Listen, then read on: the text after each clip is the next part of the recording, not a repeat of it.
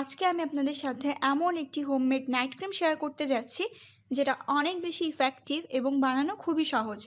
আর এই সব উপকরণগুলো আমাদের ঘরেই থাকে এবং সবচেয়ে বড় কথা হলো আপনার skin dry, normal, combination, oily যেটাই হোক না কেন এই ক্রিমটা যে কোনো স্কিন টাইপের মানুষের সাথে সহজেই স্যুট করে। তো ক্রিমটা কিভাবে এবং কখন ব্যবহার করবেন সেটা আমি ভিডিওর শেষে বলে দিব। তো কথা না বাড়িয়ে ভিডিওটা শুরু করি।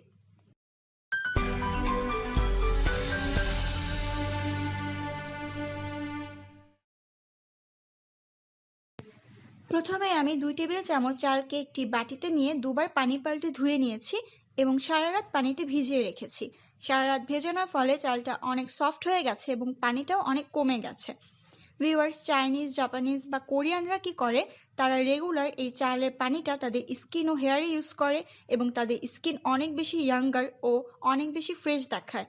তাই কোরিয়ান এই সিক্রেট রাইস ওয়াটার দিয়ে আমি আপনাদেরকে দুটা ক্রিম বানিয়ে দেখাবো, যেটা আপনাদের জন্য অনেক বেশি ইউজফুল হতে পারে এবং এটা স্কিনকে ব্রাইটেন, গ্লোয়িং এবং অনেক বেশি ইভেন টোন ও রেডিয়েন্ট রাখবে।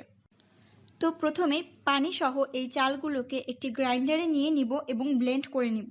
যাদের স্কিন অনেক বেশি ডাল হয়ে গেছে এবং কোনো কেমিক্যাল প্রোডাক্টই আপনার স্কিনে স্যুট করছে না, তারা অবশ্যই এই হোমমেড ক্রিমটা বানিয়ে একবার ইউজ করবেন। তো ব্লেন্ড করার পর এটাই কিন্তু চালের দানা থাকবে, যেটাকে অবশ্যই ছেঁকে নিতে হবে, কারণ আমাদের শুধুমাত্র পানিটা দরকার, কোনো রকম চালের গুঁড়া থাকা যাবে না। তাই যে কোনো সুতি কাপড় বা ছাঁকনি দিয়ে পানিটা ভালো করে ছেঁকে নিচ্ছি।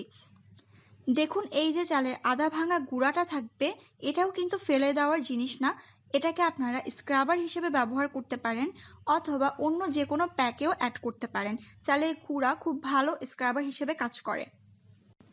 তো চালের পানিটাকে এবার একটি প্যানে ঢেলে নিচ্ছি এবং চুলায় চলে যাচ্ছি। চুলার আঁচ মিডিয়ামে রেখে অনবরত নাড়তে হবে। যদি অনবরত না নাড়েন তাহলে কিন্তু এটা দলা পাকিয়ে যাবে। জাস্ট 5 মিনিটের মধ্যেই দেখবেন লিকুইডটা আস্তে আস্তে ঘন হওয়া শুরু করবে। প্রায় 7 থেকে 8 মিনিট পর দেখুন এটার ঘনত্বটা ঠিক এমন হয়ে একটা ক্রিমি ভাব চলে এসেছে। ঠিক এই পর্যায়ে এটা নামিয়ে নিতে হবে এবং ঠান্ডা করে নিতে হবে। ঠান্ডা করা এই ক্রিমটা আমি দুটা বাটিতে সম পরিমাণে নিয়ে নিচ্ছি। আমি 2 চামচ করে নিচ্ছি। একটাই বানাবো ড্রাই ও নরমাল স্কিনের জন্য এবং অন্যটায় বানাবো সেনসিটিভ ও অয়েলি স্কিনের জন্য। ভিউয়ার্স, এই ক্রিমটায় দেওয়ার জন্য আমাদের লাগবে অ্যালোভেরা জেল। তো আমার কাছে অ্যালোভেরা পাতা আছে, এটা থেকে আমি জেলটা কালেক্ট করে নিচ্ছি। আপনারা চাইলে যে কোনো ব্র্যান্ডের অ্যালোভেরা জেলও ব্যবহার করতে পারবেন। তো প্রথমে আমি বানাচ্ছি